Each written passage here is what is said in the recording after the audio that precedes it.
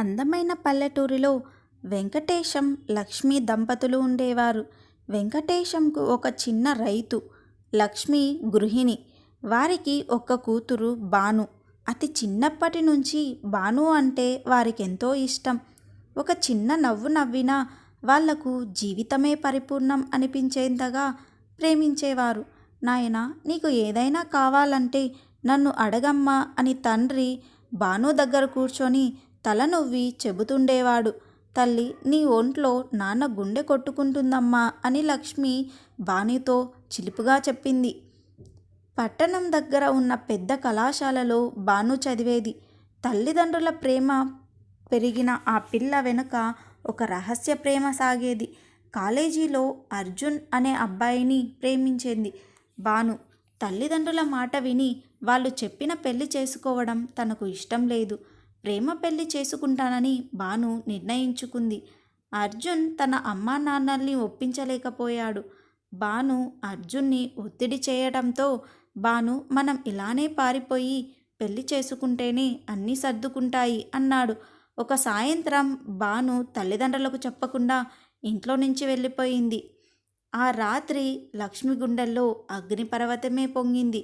వెంకటేశం ఓపికగా మన బిడ్డ మన కోసం తిరిగొస్తుంది అని అన్నాడు. కానీ ఆ మాటల వెనక కన్నీరు ఉన్నాయి. రోజులు గడిచాయి. భాను తిరిగి రాలేదు. ఏ ఒక్కరికి భాను ఎక్కడుందో, పెళ్ళి అయిందో కూడా తెలియదు. కాలం గడుస్తున్న కొద్దీ తల్లిదండ్రుల బాధ పెరిగిపోయింది. ఊరి వాళ్ళు కూడా చిన్న చూపు చూడసాగారు.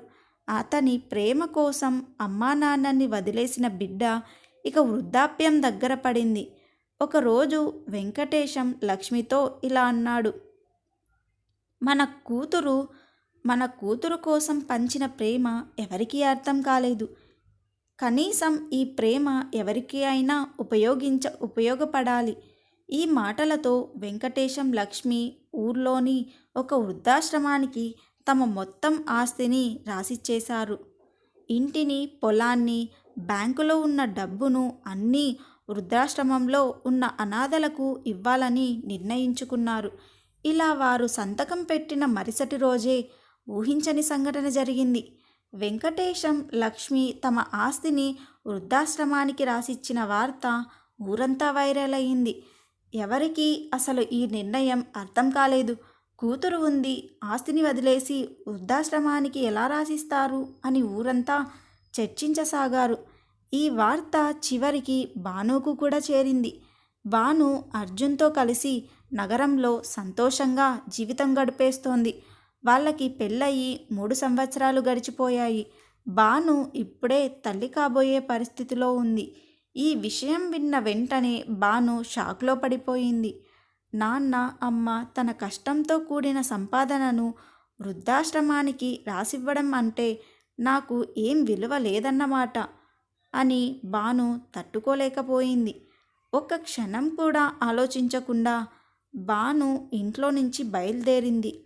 తన తల్లిదండ్రులను కలవాలని అనుకుంది. కానీ భాను ఇంటికి వెళ్ళినప్పుడు ఎదురైనది ఊహించని సత్యం. భాను ఇంటికి వెళ్ళేసరికి ఇంటికి తాళం వేసి ఉంది. పొరుగింటి పెద్దాయనను అడిగింది. బిడ్డా, నువ్వు వచ్చావా? నీ తల్లిదండ్రుల ప్రేమ ఇప్పుడు అర్థమైందా నీకు? వాళ్ళు నీ కోసం ప్రేమతో జీవితమే వదిలేశారు. వాళ్ళ కోసం ఆఖరికి నువ్వు వస్తావనుకోలేదు. వాళ్ళిద్దరూ వృద్ధాశ్రమానికి వెళ్ళిపోయారు అని చెప్పాడు. భాను గుండెల్లో ఓపిక కరువైంది. వెంటనే వృద్ధాశ్రమానికి పరుగెత్తింది. అక్కడ తల్లిదండ్రులను చూసి భాను కన్నీళ్లతో పొంగిపోయింది. అమ్మా, నాన్న, మీరు ఇలా ఎందుకు చేస్తున్నారు అని గట్టిగా అరిచింది. లక్ష్మి మౌనంగా నిలుచుంది. వెంకటేశం కళ్ళలో ఓ శాంతి కనిపించింది. మా ప్రేమ నీకు అర్థం కాలేదమ్మా. నీ కోసం మేం అన్ని త్యాగం చేశాం. కానీ నువ్వు వెళ్ళిపోయినప్పుడు మా జీవితంలో వెలుతురు మాయమైంది. కనీసం ఇప్పుడు ఈ వృద్ధుల మధ్య మేము మా ప్రేమను పంచుకుంటున్నాం అని వెంకటేశం సున్నితంగా చెప్పాడు. భాను ఇంటికి తిరిగొచ్చాక అర్జున్తో చర్చించింది. ఈ ఆస్తి నాకు వస్తుంది. నేను కోర్టులో కేసు వేస్తాను అని తేల్చి చెప్పింది భాను. కోర్టులో కేసు వేసిన వార్త తెలిసి ఊరంతా షాక్ అయింది. తల్లిదండ్రుల్ని వదిలేసిన కూతురు ఇప్పుడు ఆస్తి కోసం తిరిగి వచ్చిందా అని ఊర్లో రకరకాల చర్చలు మొదలయ్యాయి. కోర్టులో న్యాయమూర్తి ముందు తల్లిదండ్రులు నిలబడ్డారు. ఇది మా సంపాదన, మా ఆస్తి, దాన్ని మేము ఎవరికైనా ఇవ్వాలనుకుంటే వాళ్ళకిస్తాం. మా కూతురికి ఈ ఆస్తిపై ఎలాంటి హక్కు లేదు అని వెంకటేశం గట్టిగా చెప్పాడు. భాను కోపంగా నాకు న్యాయం కావాలి అంటూ వాదించింది. కోర్టులో వాదనలు ముగిశాయి. భాను ఎవరితోనూ మాట్లాడకుండా సీరియస్గా తన న్యాయవాదితో కలిసి విచారణ ఎదుర్కొంటూ వచ్చింది. ఆమె నమ్మకం ఒకటే, తాను వెంకటేశం లక్ష్మిలా తప్పు చేయలేదని, వాళ్ళ ఆస్తిపై తనకు హక్కు ఉందని. కొన్నాళ్ల తరువాత కోర్టు తీర్పు వచ్చింది. న్యాయమూర్తి ధీమాగా అన్నాడు, ఈ ఆస్తి పూర్తిగా వెంకటేశం లక్ష్మి గారిదే. వారు తమ సంపాదనను ఎవరికైనా కావాలంటే వారికి ఇవ్వచ్చు. కూతురిగా భానుకు ఎలాంటి హక్కు లేదు. ఈ కేసుని కొట్టివేస్తున్నాం. కోర్టు తీర్పు విన్న భాను ఒక్కసారిగా తల్లిదండ్రి వైపు చూసింది. లక్ష్మి కన్నీళ్లు పెట్టుకుంటుంది. తన కూతురు కోర్టు గడపకు వెళ్తుందని జీవితంలో ఊహించలేదు. వెంకటేశం మాత్రం చాలా ప్రశాంతంగా ఉన్నాడు. నాయనా, మా ప్రేమ నీకు అర్థం కాలేదు, కానీ కనీసం మా నిర్ణయాన్ని గౌరవించు అని అన్నాడు. ఆ మాట వినగానే భాను శూన్యంగా మారిపోయింది. ఇంటికి వెళ్ళిన తరువాత భాను బాగా ఆలోచించింది. ఏమిటి నా జీవితమంతా? ప్రేమ కోసం తల్లిదండ్రులను వదిలేశాను. ఇప్పుడు ఆస్తి కోసమా నా పోరాటం? ఆమె అర్జున్ని చూస్తూ మనమిద్దరం కలిసి సంతోషంగా ఉండాలని నాన్న అమ్మను వదిలేశా. కానీ నిజమైన ఆనందం ఆస్తిలో కాదు, వాళ్ళ ప్రేమలో ఉందని ఇప్పుడు అర్థమైంది అని ఏడుస్తూ చెప్పింది. అర్జున్కు మొదటిసారి భానులో మార్పు కనిపించింది. భాను మన తప్పు తెలుసుకోవడమే గొప్ప విషయం అన్నాడు. భాను వెంటనే తన తల్లిదండ్రుల దగ్గరకు వెళ్ళింది. కాళ్ళు మొక్కి, అమ్మా నాన్న, మిమ్మల్ని వదిలేసిన బిడ్డను మళ్ళీ అక్కున పెట్టుకుంటారా అని ఏడ్చింది.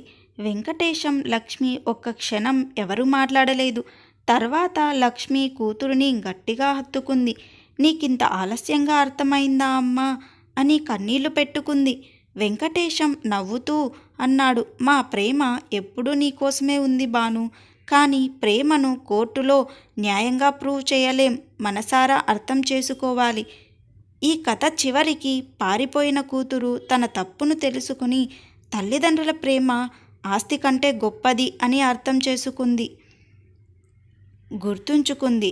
చివరకు భాను తన తల్లిదండ్రులను వృద్ధాశ్రమం నుంచి తల్లిదండ్రుల ప్రేమ అపారమైనది.